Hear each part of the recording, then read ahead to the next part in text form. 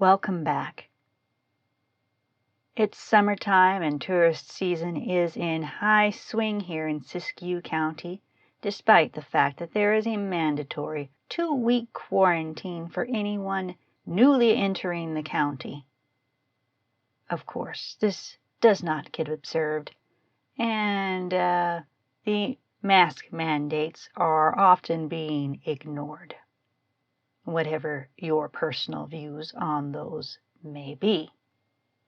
So, as it is summer, it is also noisy during the day. I do hope that there is not too much background noise because of this.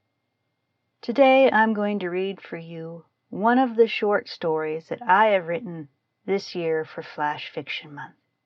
This is number 1 in my Flash Fiction Month series, Delicious.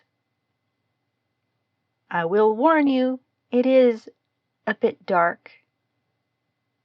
The prompts were: the pigeon had never tasted human flesh before. It was delicious.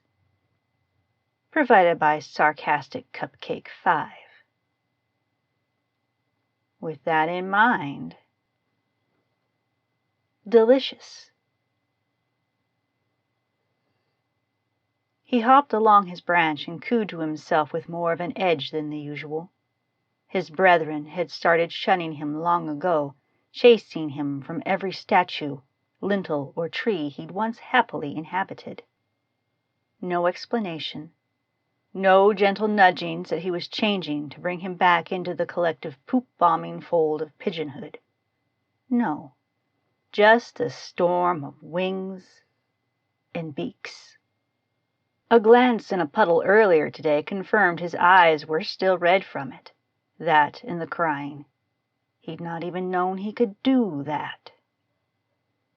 Caws and rustles now filled the air, and he looked both up and outward once again.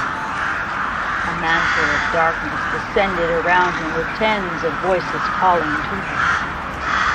He tensed and prepared to take flight toward them. "Wait, little brother, don't go. Why are you here alone? Where's your flock?" He paused, looked around. The rustling mantle of wings settled around him, all with red or gold eyes staring at him in confusion. "They kicked me out. I don't know why. I guess it has maybe something to do with what I'd been eating." "What was that, then?" A particularly large crow tilted his head, beak slightly open as if to hear better. "One of the others had died. There hadn't been much to eat, so I took a little nibble. I had to." "Cannibalism? That's rough. Sounds like a tough park." "You don't know the half." The crows all cawed and spoke amongst each other in their own dialect. A unanimous set of bright wings rose. "You're one of us now. Still hungry?"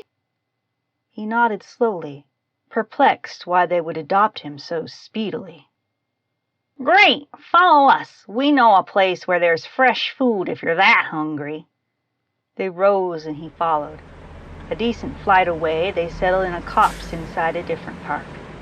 There was a tent, some trash, some half-eaten food, seeds.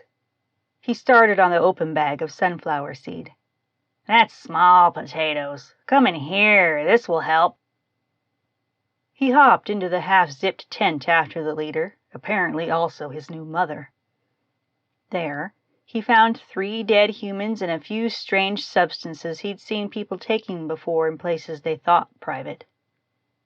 The large crow was busily tearing off cloth to get at the meat below. "It's good, honest. There's enough for all of us here for now. We look here often." He inhaled sharply. The corpses had been here long enough to begin smelling strongly. Did he dare? He'd done it before with his own kind.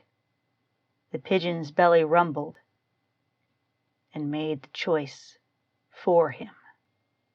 His beak ripped off a good-sized chunk, and it slid down his throat. If he could smile, he would. delicious. And that was Delicious by myself, Teresa Garcia, or Amehana Rainstar Drago on DeviantArt, or Amehana Arashi, or Ishtari, on Second Life. I hope you enjoyed this. For now, good night and happy reading.